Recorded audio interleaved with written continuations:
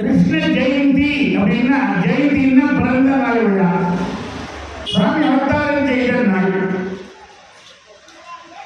கோகுலாஷ்டமிவாங்க. கோகுலம் என்பது ஆயர்பாடியில் மற்றொரு பேர்.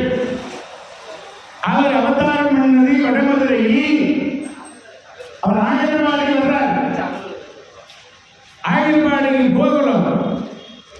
அவர் பிறந்த அந்த திதி அஷ்டமி திதி, அதனால கோகுலாஷ்டமி.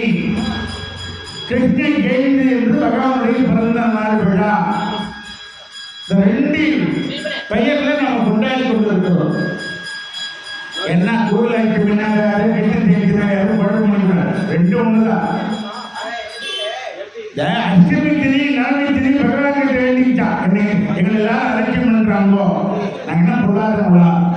அதனால நவமி திதியில ராமாவதாரமும் அஷ்டமி திதியில கிருஷ்ணாதாரமும் செய்து தெய்வங்கள் பிறந்த தெய்வங்கள் அவதாரம் செய்த திதி என்ற பெருமையை தேடிக்கிறார்.